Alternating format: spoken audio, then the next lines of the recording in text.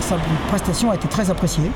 Il a répondu intégralement à toutes les questions. Il y avait des questions qui étaient posées sur beaucoup de sujets, qui étaient posées sur le budget, sur le canal Seine-Nord, sur les problèmes de l'outre-mer. Il a répondu à toutes les questions avec beaucoup de pertinence et aussi de manière à redonner à ses candidats, le caractère offensif qu'il doit le garder dans cette campagne. Ne pas faire une campagne sur la défensive, faire une campagne sur l'offensive en montrant que demain, après tout, les élus les plus utiles sont ceux qui seront de nature à soutenir le gouvernement dans l'action qu'il va mener que ceux qui seront toujours dans l'opposition.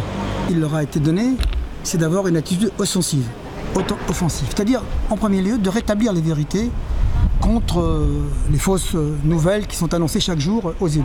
Je parle en particulier de la baisse des dotations ou du gel des crédits par ailleurs. On comprend bien qu'il y a aujourd'hui une opposition nationale, de droite comme de gauche, qui tend à revenir à la maison à travers des vieux principes, des vieilles méthodes, de vieux slogans qui sont de nature à effectivement inquiéter les élus locaux. Et les éléments que leur a apporté le Premier ministre à l'instant, c'est des éléments, pas de réconfort, mais de vérité, des éléments de vérité. Comment aujourd'hui l'État s'engage aux côtés des collectivités, comment il va gérer la suite des assises territoriales, comment sur la taxe d'habitation les choses vont évoluer pour assurer les élus. Comment demain, le premier budget de 2018 du gouvernement Édouard Philippe sera un budget dans lequel il n'y aura pas de baisse des dotations. Et comment le gel des crédits annoncés pour cette année est un gel habituel qu'ont pratiqué tous les gouvernements depuis 30 ans en cours d'année quand des projets ne seront pas engagés. Donc voilà, il s'agit aujourd'hui de rétablir un certain nombre de vérités. Il y a longtemps que je vais dans les élections. Je sais que le parti au pouvoir n'est jamais favori. Mais là, il s'agit d'une élection mécanique. Puisque vous le savez très bien, nous partons d'une page blanche.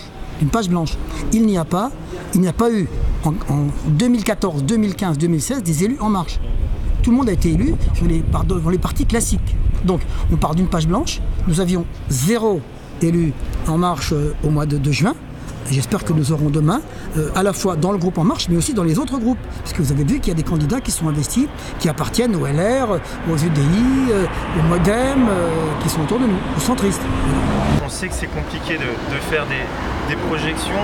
Christophe Castaner, vous citez en disant une dizaine de gains, mais c'est difficile d'avoir une idée réelle. Comment ça peut se passer ? J'ai fait l'erreur de donner une projection chiffrée au mois de juin.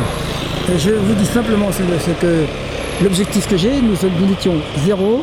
Nous sommes aujourd'hui 29, puisque Nicole Bricq est dramatiquement décédée. L'espoir, c'est qu'on soit plus nombreux. Et je garde toujours comme objectif, non peut-être pas le 24 au soir, mais dans le courant des semaines qui viennent, de devenir le deuxième groupe du Sénat.